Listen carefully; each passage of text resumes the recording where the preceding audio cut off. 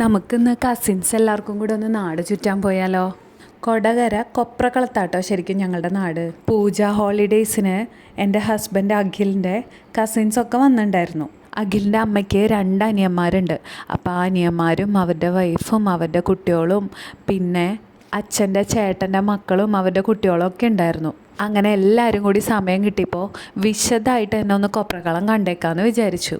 അങ്ങനെ നടക്കുന്ന വഴിക്കാണ് കുട്ടികൾ ആദ്യമായിട്ട് പനയും പനങ്കുലയും മുള്ളമ്പഴവും ഒക്കെ കാണുന്നത്. ഇവിടെ ഇപ്പോഴും മൺവഴികളും ഇടവഴികളൊക്കെ ഇഷ്ടം പോലെ ഉണ്ട് കേട്ടോ. അങ്ങനെ ഒരുപാട് വർത്തമാനങ്ങളും വിശേഷങ്ങളൊക്കെ ആയിട്ട് ഞങ്ങൾ മൊത്തം ഒരു 4-5 കിലോമീറ്ററെങ്കിലും ഒന്ന് നടന്നുണ്ടാവും. പാടത്തൂടെയും പറമ്പിലൂടെയും ഇടവഴികളിലൂടെയൊക്കെ നടന്ന് തിരിച്ച് വീടെത്തിയപ്പോൾ രാത്രിയായിട്ടുണ്ടായിരുന്നു. ഇങ്ങനെ എപ്പോഴും വിഷയദാരിദ്ര്യം ഇല്ലാണ്ട് സംസാരിക്കാൻ ആളുകളെ കിട്ടുന്നത് ഒരു ഭാഗ്യം തന്നെയല്ലേ. എനിക്ക് കല്യാണം കഴിഞ്ഞ് ഇവിടേക്ക് വന്നപ്പോൾ കിട്ടിയ ഏറ്റവും വലിയ ഭാഗ്യവും അതായിരുന്നു കേട്ടോ. എന്ത് വേണമെങ്കിലും പറയാൻ സ്വാതന്ത്ര്യമുള്ള കസിൻസും ആൻറ്റിമാരും മാമന്മാരും ചേട്ടന്മാരും ചേച്ചിമാരും ഒക്കെ. നമ്മളെ മുൻവിധികളില്ലാതെ കേൾക്കാനും സപ്പോർട്ട് ചെയ്യാനൊക്കെ ആൾക്കാരുണ്ടാവുക എന്ന് പറയുന്നത് എപ്പോഴും ഒരു അസറ്റ് തന്നെയാണ്. കളിച്ചും ചിരിച്ചും വർത്താനമൊക്കെ പറഞ്ഞു നടന്നപ്പോൾ രാത്രിയായത് അറിഞ്ഞതേ ഇല്ലായിരുന്നു. ഒരു 4-4:30 വീട്ടിൽ നിന്ന് ഇറങ്ങിയാൽ ഞങ്ങൾ വീട്ടിൽ കയറിയപ്പോൾ 7 മണി 7:30 ആയിട്ടുണ്ടായിരുന്നു.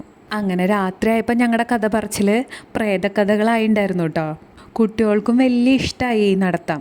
നമ്മുടെ മക്കളൊക്കെ ഇത്രയും ദൂരം നടക്കാന്നൊക്കെ പറയുന്നത് അപൂർവമാണല്ലോ. അങ്ങനെ കഥകളൊക്കെ പറഞ്ഞ് നാളത്തെ കറക്കത്തിനുള്ള ഡീറ്റെയിൽ പ്ലാനിങ്ങുമായിട്ട് ഞങ്ങൾ വീട്ടിൽ കയറി.